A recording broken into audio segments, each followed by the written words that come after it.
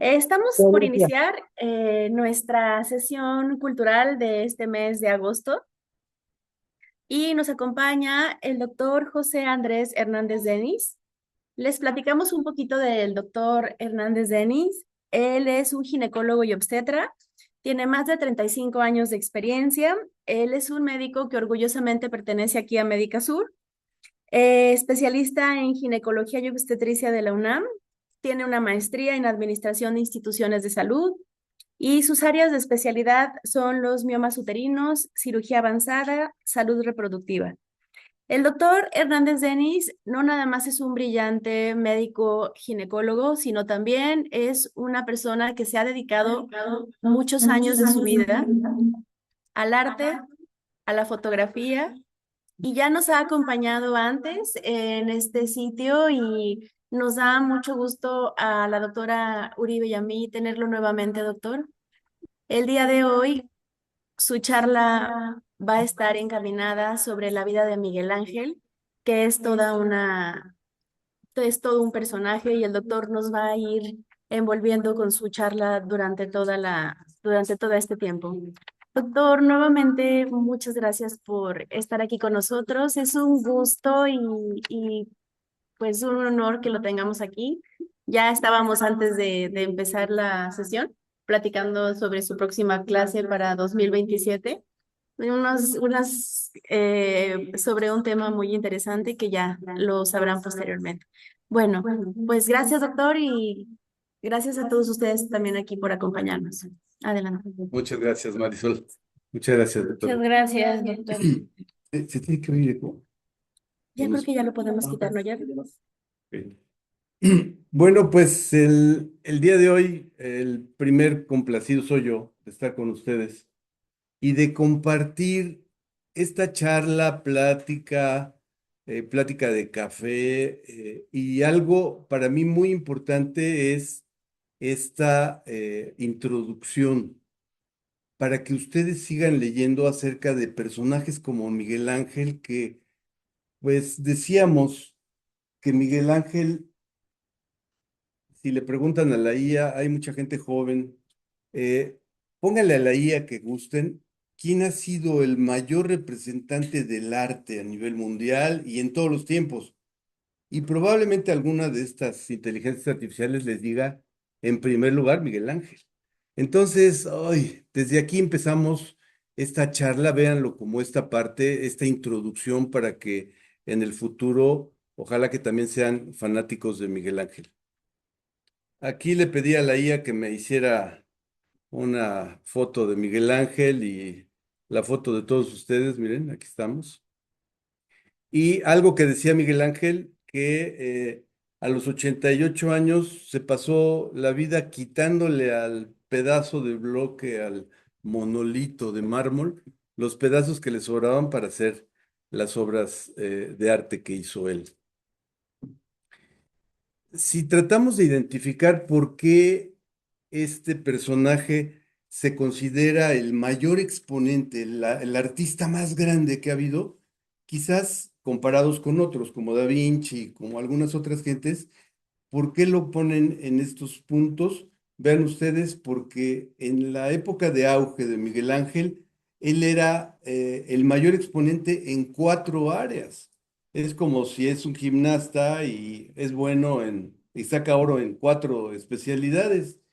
Él decía que él era escultor, pero también pintor, arquitecto y poeta. Entonces, iremos platicando acerca de las ventajas, de de la forma de vida de este personaje que vivió una época impresionantemente bella, el famoso Quattrocento, que es entre 1400 y 1500, y que prácticamente este renacimiento pues nos dio elementos tan importantes de análisis hoy. Fíjense esta oración.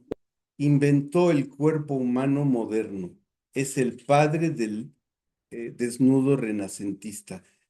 Hay que ver a Miguel Ángel no como solamente el escultor, no solamente como el gran pintor, sino como alguien que se metió al fondo, para los médicos que hay aquí, se metió al fondo del cuerpo humano a través, vamos a ver en su biografía, de disecciones que abajo del agua se metía a un hospital a hacer disecciones, pero vean ustedes, inventó el cuerpo humano moderno y es parte de esta nueva o de esta revolución en la cual presentaba al cuerpo humano desnudo.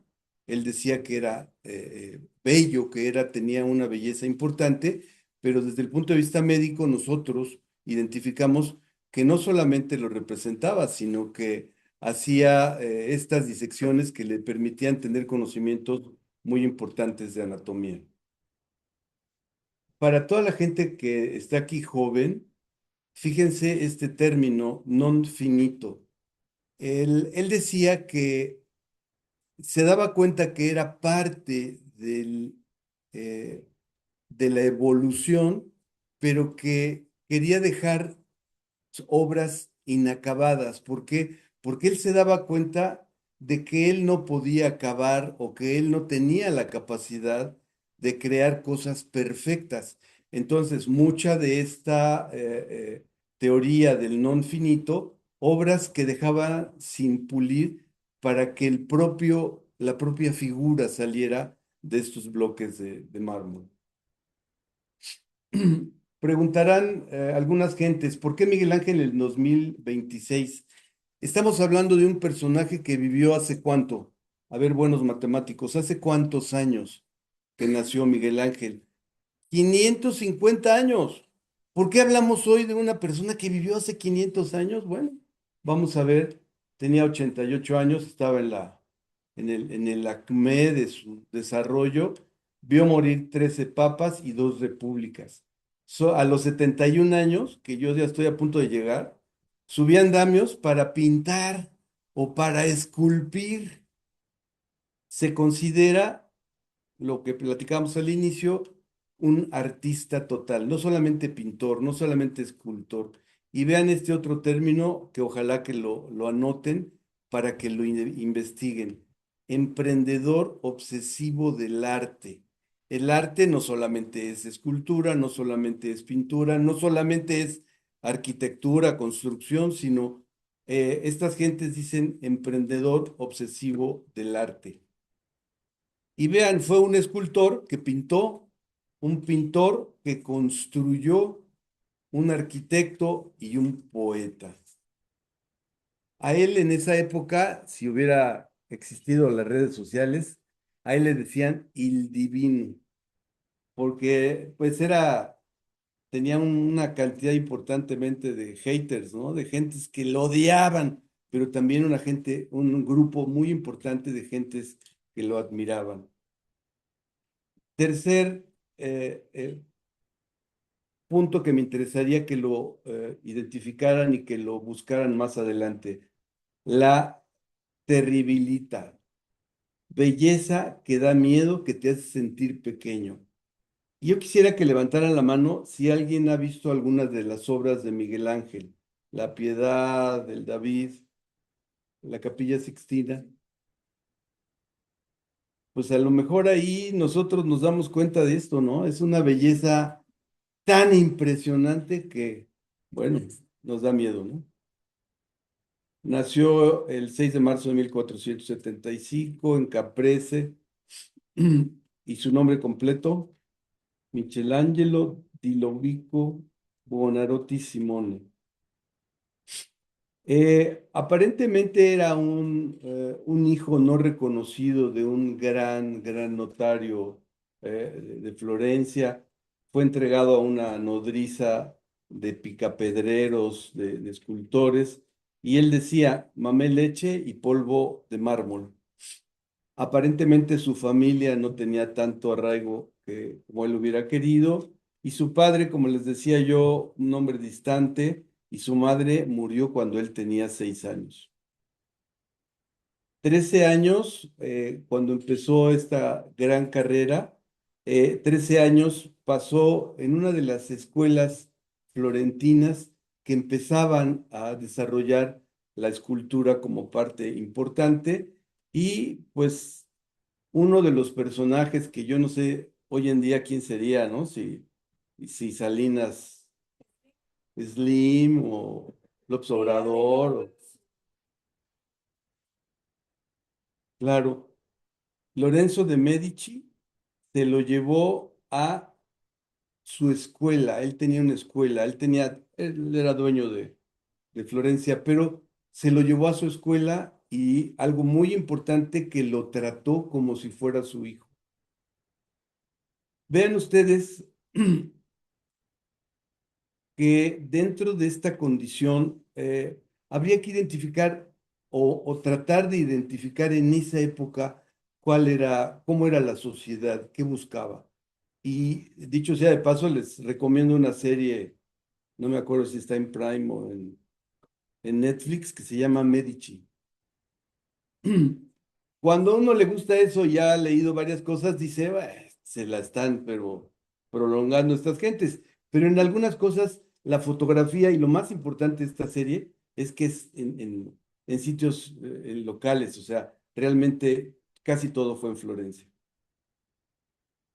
Primer éxito, primera gran obra de Miguel Ángel, La Piedad. Y a los 24 años lo hizo. Yo no sé si ustedes se sorprenden al saber que a los 24 años hizo La Piedad. Y a los 24 años empezó, créanlo, una revolución.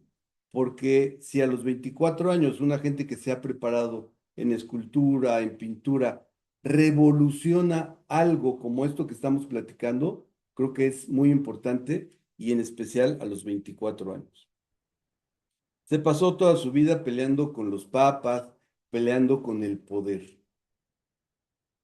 Italia en 1475, pues era una guerra, ¿no? Una guerra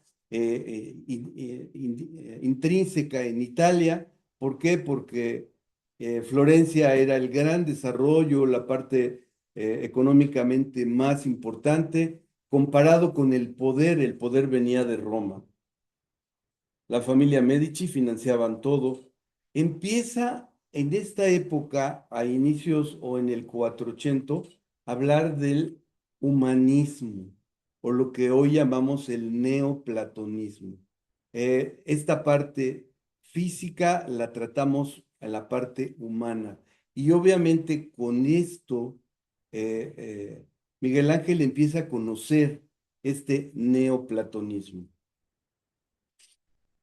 Cuando preguntamos, y ojalá que al final de la sesión me pregunten, ¿y quién fue su amor más importante?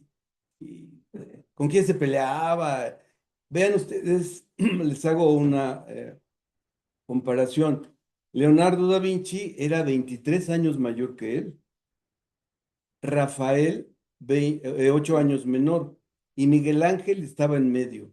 A diferencia, por ejemplo, de Rafael, que lo decían que era muy guapo, que era de un nivel socioeconómico alto y todo esto, pues Miguel Ángel se veía y era una gente sucia, feo, solitario, y tenía características importantes a la cual él no es que no les diera importancia, sino que le daba más importancia a otros factores. Los traslado al 480. 1492 no solamente se descubre América por Colón, sino expulsan a los Medici y Savonarola quema libros en Florencia. Hay toda una revolución en este lugar tan importante del mundo. Marsilio Ficino habla o le enseña acerca de Platón y Mirandola es un arquitecto que de alguna manera influye muy importantemente en él y empieza, aparte de sus conocimientos, a entrar a esta parte mística y ya empieza a conocer ese misticismo, la filosofía griega, el judaísmo y el cristianismo. En algunas sesiones me preguntan, ¿y él era qué, católico? ¿O era musulmán? ¿O era qué? Él realmente no profesaba ninguna religión, pero esta parte mística se queda representada en muchas de sus pinturas que vamos a ver más adelante y a ojos de los médicos que estamos por aquí, a lo mejor encontramos comparaciones y representación de elementos anatómicos muy importantes. La bóveda de la Capilla Sixtina es testimonio de sus exclusivas y heréticas enseñanzas de Pico, de Giovanni Pico. Imagínense a un joven, a un artista, a una gente tan impresionante como él, en una época donde están cambiando las cosas y donde está cambiando la forma de pensar. Entonces, esta mentalidad joven y tan audaz, pues tiene lo que hoy en día vamos a ver como parte de sus enseñanzas y lo que él quiso representar en sus obras. Esta revolución que él tenía en forma personal, trató de expresarla en muchos de sus principales objetivos, que era sus grandes obras y estas partes, y utilizaba códigos o símbolos que solamente algunos grupos, ya sea religiosos, políticos, esotéricos, para obviamente dar a conocer esta revolución que se estaba originando. Esta motivación, pues es necesario que la comprendamos y que veamos esta parte del neoplatonismo, esta condición que lo hizo a él cambiar el judaísmo y sus enseñanzas místicas, que muchas de ellas las vemos representadas en la Capilla Sixtina. Hubo una notable influencia de las tradiciones herméticas y esotéricas de la cábala judía. Hablábamos que la familia Medici lo recibió y lo educó como un hijo, teniendo gran influencia de sus maestros en estas condiciones o en estas tradiciones judías y conceptos esotéricos. Conoció la Biblia y entró en contacto con enseñanzas de la Torá, la Cábala, el Talmud y el Midrash. En esa época, el rey o la gente más poderosa era el Papa. Y en este caso, si ustedes tratan de buscar algo específico de Julio II, pues nos damos cuenta que era un verdadero hijo de Dios. Era una gente muy poderosa, pero la verdad, muy influyente en algunas cosas para bien, pero en algunas cosas para mal. Había, eh, en la vida, ellos querían que se transformara y que gran parte de sus sepulturas o de sus lugares quedaran representados para él. Quería Julio II que esta familia papal quedara representada en una de las grandes obras que él quiso, que era la Capilla Sixtina, y que en la Capilla Sixtina se representara a la familia papal, a Jesús, a María y a los 12 apóstoles. Yo no sé si se imaginan, pero ojalá que sí, que Miguel Ángel no era fácil. Era rebelde, era una gente difícil, una gente con una capacidad muy importante. Entonces, Julio II le dice, vas a pintar la Capilla Sixtina y vas a hacer, o él tenía la idea de hacer la mayor representación en ese momento del mundo católico. Si alguien de los que han ido a la Capilla Sixtina me dice dónde está el niño Jesús, que representa la Capilla Sixtina, el mayor ejemplo del cristianismo, pues que me diga nada más en dónde está. Entonces, vean ustedes, fue capaz de pintar el mayor fresco del mundo, la Capilla Sixtina, sin incluir una sola figura cristiana, sino solamente elementos de la Biblia hebrea y del Viejo Testamento. A lo largo de la plática les voy a presentar algunas imágenes y ojalá que estas imágenes, si le toman foto, qué bueno, pero si no, quédense con la idea para que después ustedes traten de ver algo, mejor dicho, observen estas pinturas tan impresionantes y que gran parte de ellas representa esto que estamos hablando, símbolos, cosas que el artista quería identificar. Este Tormento de San Antonio es la primera pintura conocida.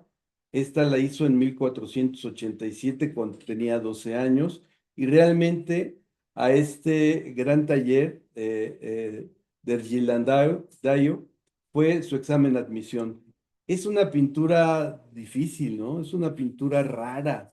Encuentra a gentes, a humanos representados físicamente como tal, pero pues yo no sé si se habían imaginado imágenes como estas, ¿no? ¿Qué quería representar maldad? ¿Qué quería representar? ¿Qué veía él para transmitirlo a esta parte? Para los médicos, hablábamos que desde los 17 años, el rector de la Iglesia del Santo Espíritu le daba acceso a revisar los cadáveres del hospital que estaban vecinos a la iglesia y obviamente a cambio, pues que le hiciera alguna obra o que reconstruyera algunas imágenes de la iglesia.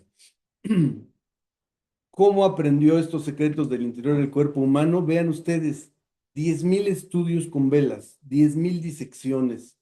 Para él, dentro de su concepto, el músculo no es carne, es espíritu.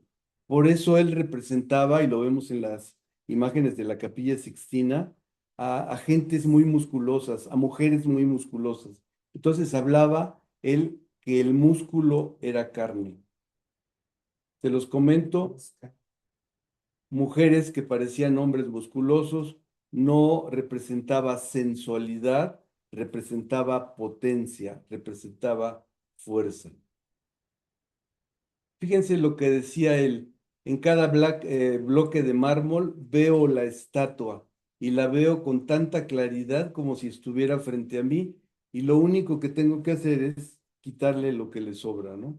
Daba formas perfectas en postura y en acción. ¿Qué representaba este conocimiento anatómico tan impresionante en él? Bueno, pues elementos anatómicos muy interesantes.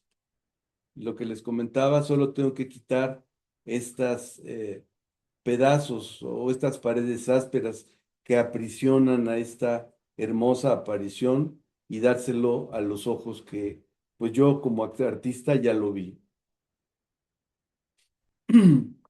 Dentro de la escuela de los Medici aparece esta gran corriente que se llama manierista. Manierista es ir en contra de lo establecido, romper reglas. Es como ser rebelde, es como romper lo que regularmente existía en esa época. Y él, cuando los Medici le piden que haga una tumba, como los grandes faraones, la tumba no representa gente dolida, gente llorando, sino al contrario, esta curso manierista le dice a él que las tumbas no tienen por qué representar tristeza, odio, sino deben de representar alegoría, día, noche, aurora. Y esta escultura que hizo es el pensieroso, que es el que está pensando, el pensativo. Y esta la hizo para la tumba de Lorenzo de Medici.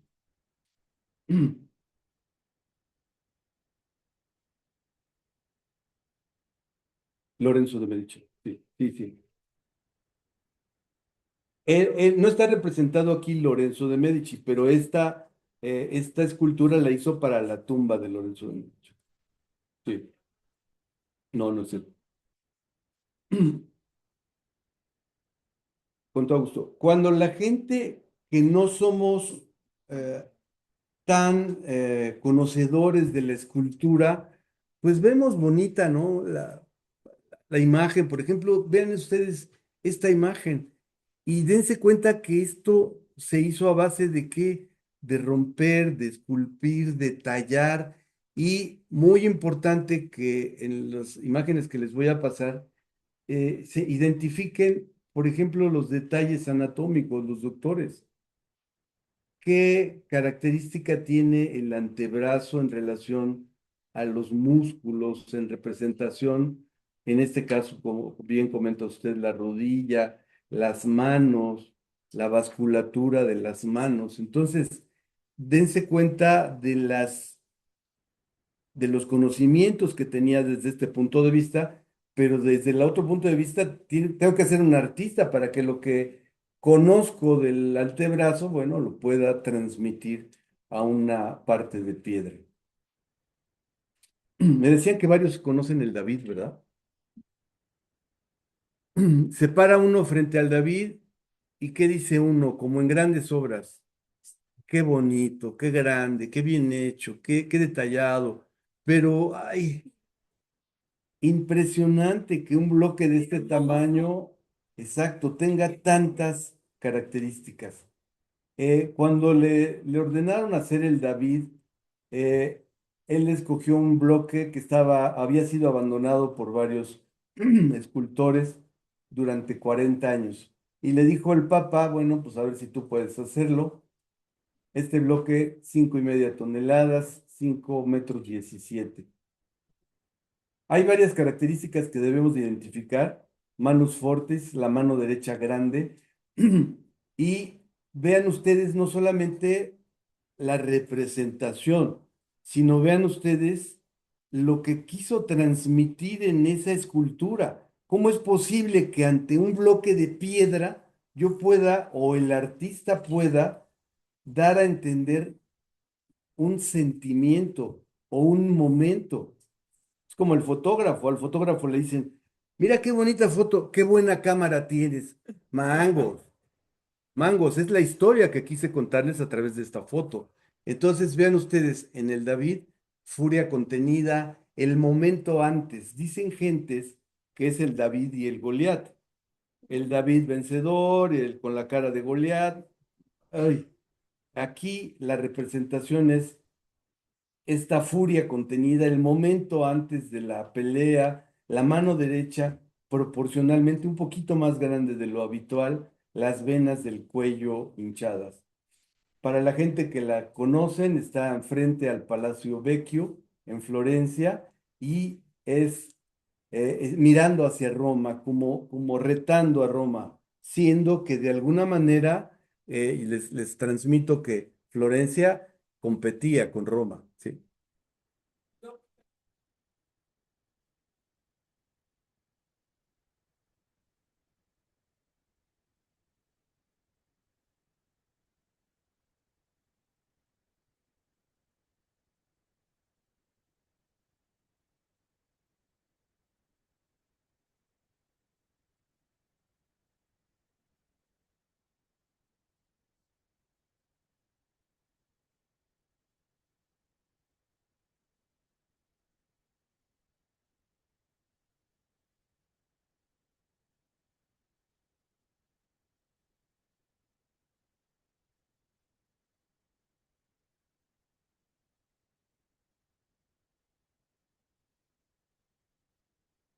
Claro, claro, claro,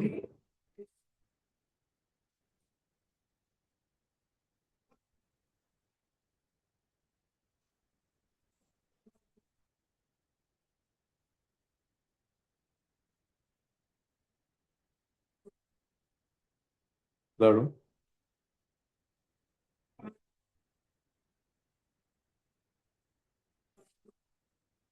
claro, para no romper ese monolito, claro.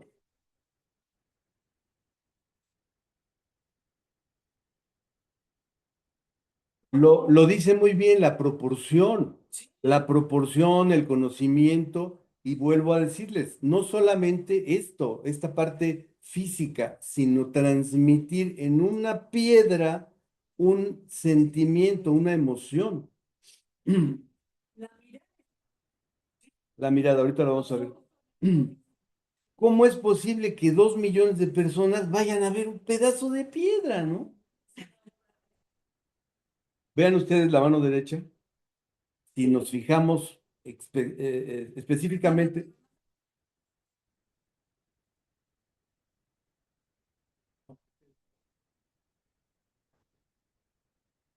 Abajo.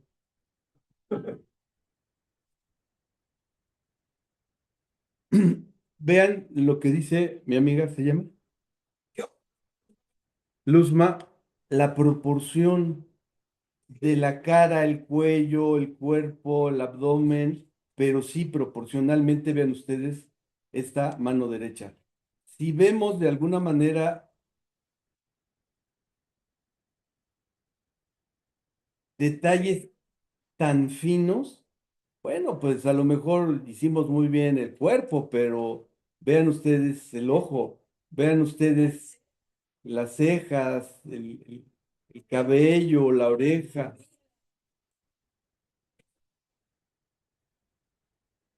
la uña, los vasos de la mano, los tendones.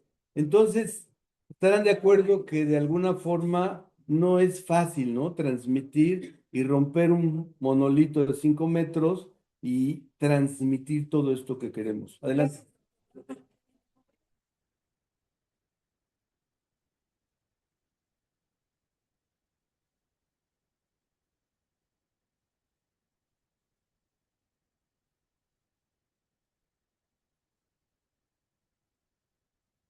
Claro.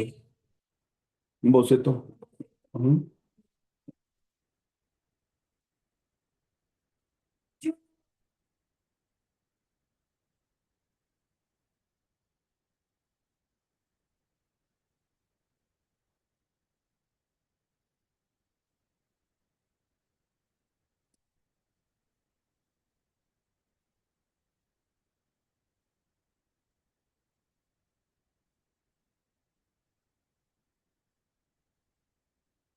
Se tenía idea, qué buena observación, se tenía la idea de los bocetos que hacía, no solamente para las esculturas, como en este caso, sino también para las pinturas. Sí existe por ahí alguna idea de esto. Vean ustedes, cuando ya lo pasamos esto a una parte anatómica, pues como que sí le sabían, ¿no? Sí, ¿no? Hablemos de la piedad. La piedad a los 23 años establece esto que les estoy comentando, este manierismo, esta revolución. Vas a hacer a la Virgen María cargando al Hijo. ¿Cuánto medía Cristo o cuánto medía y cuánto pesaba? Y muerto, ¿no? Entonces, vean ustedes, y ahorita la vamos a ver, la piedad, cómo representa a María, joven, bella, sosteniendo un cuerpo como si fuera liviano. ¿Y por qué dirán? Porque esta idea neoplatónica, la pureza preserva la juventud. ¿Qué edad tenía María? ¿Qué edad tenía Cristo? Entonces los pone prácticamente de la misma edad. Esta es una de las únicas obras que firma directamente Miguel Ángel, y en 1972 un idiota pues trata de romperle la nariz y el brazo a la obra. Otra vez, delante de la piedad, ¿qué decimos?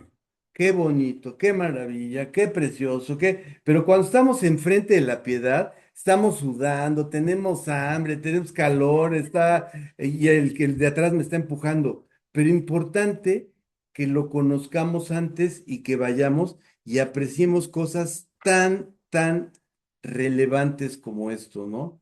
Un perfil, una cara perfecta, detalles tan importantes. Maravilloso, maravilloso. La expresión, por supuesto.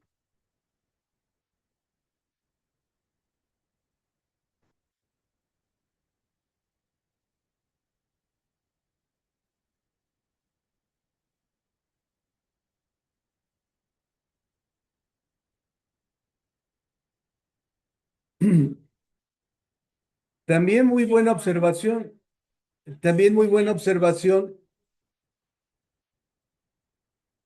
también muy buena observación, pero era algo que le exigieron, que le pidieron, que le solicitaron, y obviamente pues era un trabajo que él quería hacer. Pero, claro, yo puedo ser musulmán y estar aquí con ustedes hablando de Cristo, ¿no?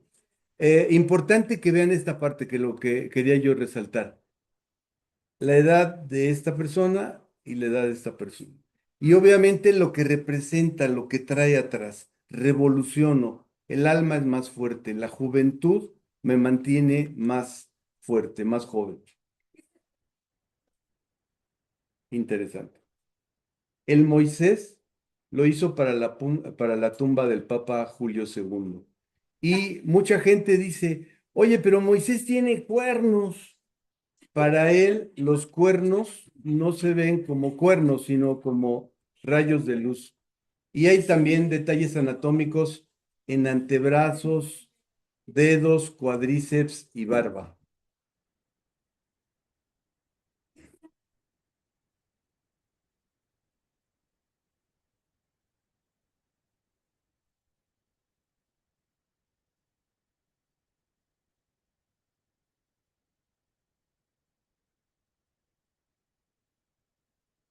De, de alguna forma, este es algo que se comenta de que pues estaba tan iluminado Miguel Ángel o por otro lado tan loco que quería hablar con o interpretar lo que querían. Entonces, este es un detalle que se comenta por ahí. Vean ustedes aquí, uno la ve a Moisés y dice, qué varita, qué maravilla, pero como que estaba medio cornudo, ¿no? No sabemos de qué, pero otra vez este manierismo, este romper con moldes, lo hace identificar o representar en sus trabajos algo que para la época no era diferente. Vean ustedes los detalles anatómicos perfectos en cuanto a la anatomía entre los vasos de la mano, los músculos, y siempre o la mayor parte de las imágenes se ven otra vez musculosos. Los detalles anatómicos hablan perfectamente, vean, del conocimiento profundo que tenía. En este caso, el pie derecho, levantando el dedo y representando los tendones en cuanto a la extensión del dedo. Oye, Jerry, ¿qué hiciste, Jerry?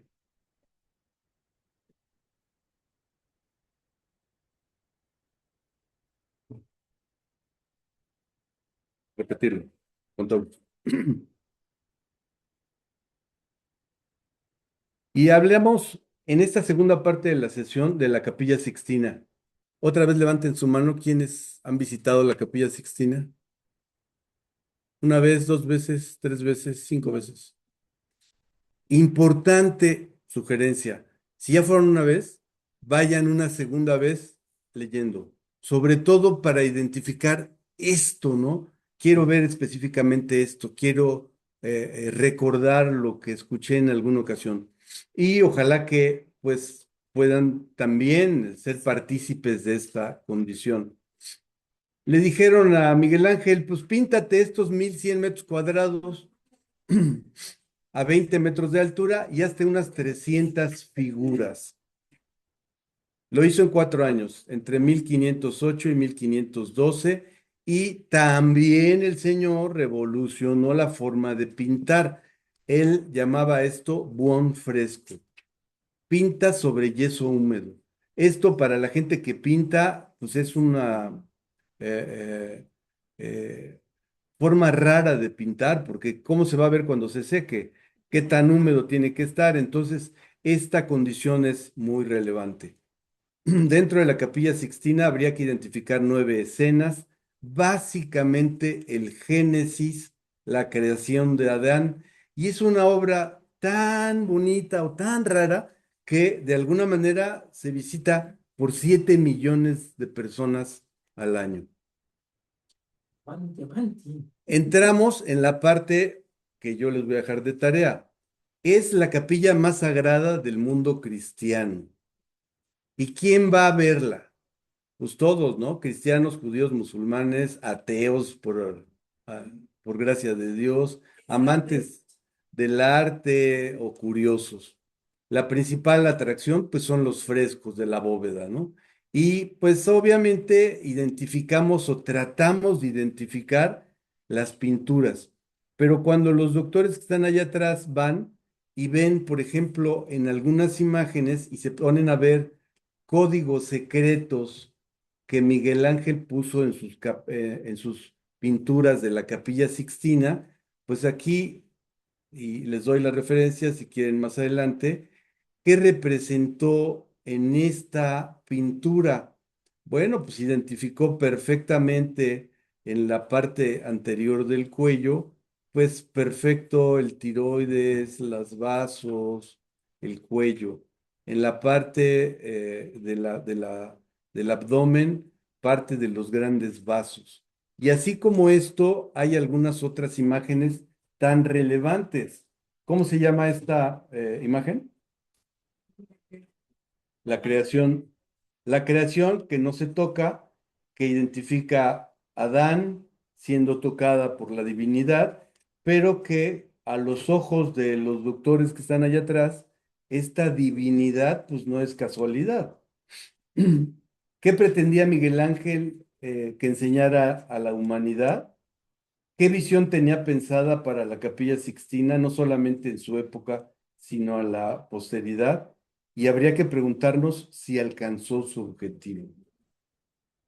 Cuando vemos la creación, otra vez la gente que ha visto, qué bonito, qué maravilloso, qué bonitos colores, pero cuando ya le echamos un poquito de estilo, híjole, ¿qué veo aquí? ¿Por qué una imagen aquí tan concurrida? Un cerebro, una capa, una tela colgante. ¿Quién es la mujer que está abajo del brazo? ¿Quién es el niño de la mano izquierda? Y cuando alguien tan importante como este médico en 1975 dijo, híjole, como que se parece, ¿no? Esta imagen aparenta ser el lóbulo derecho del cerebro. ¿Y qué representaba? ¿Qué representa para nosotros los médicos el lóbulo derecho comparado con el izquierdo? El izquierdo es pues, lo motriz, toda la actividad, y lo derecho,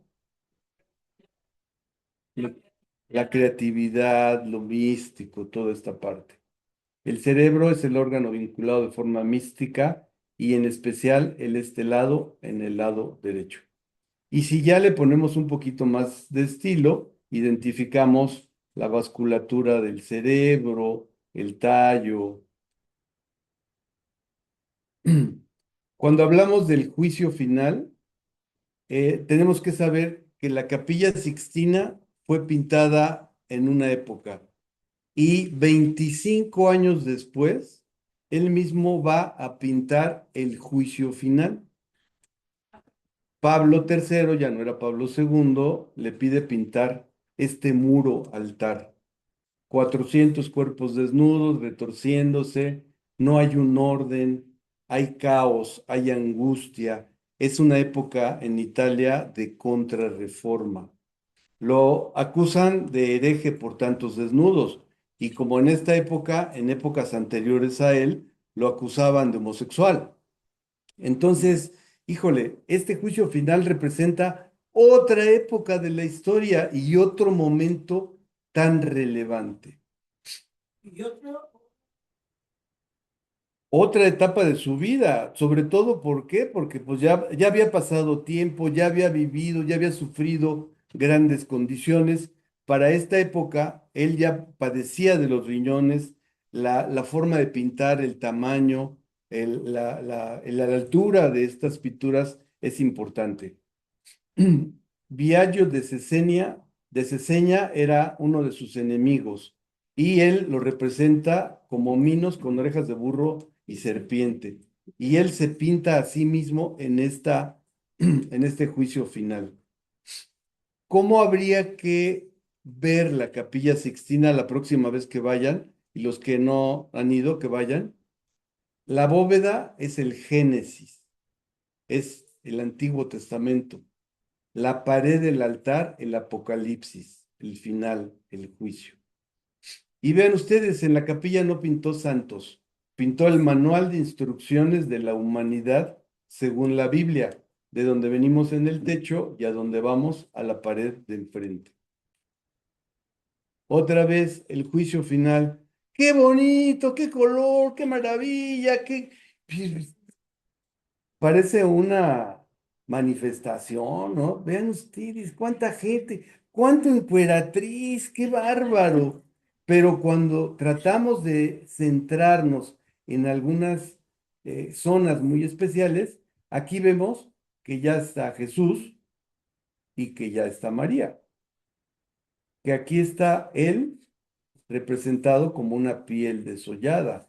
Y si tratamos de identificar y buscar, encontramos cosas muy particulares.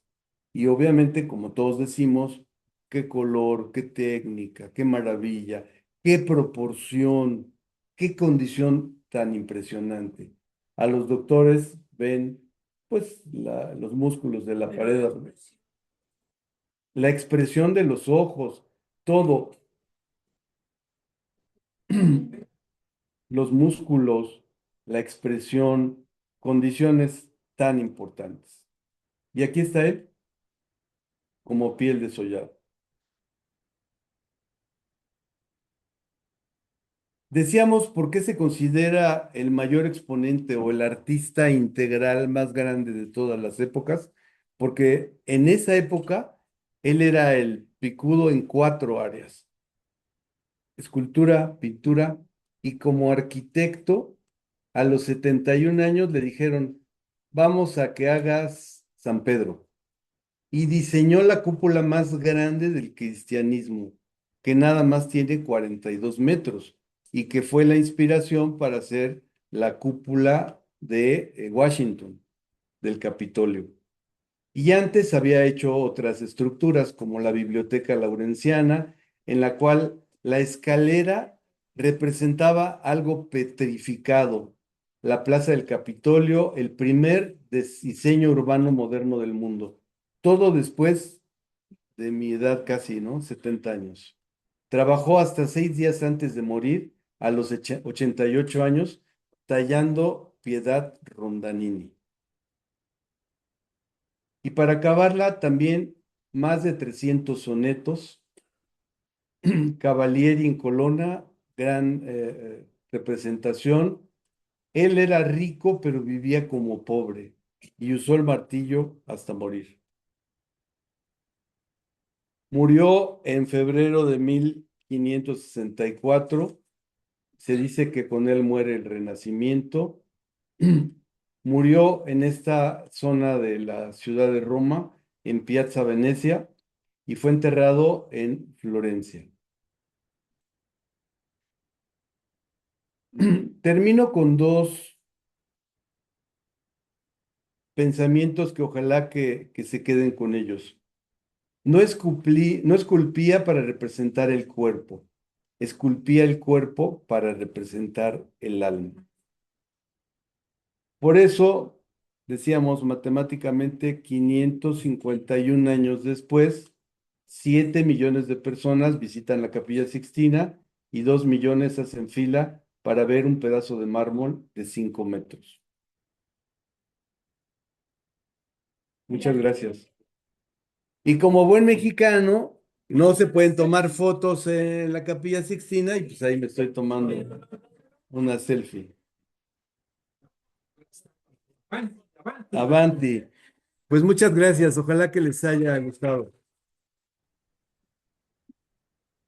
Muchas gracias, doctor. ¿Tienen alguna pregunta? ¿Algún comentario?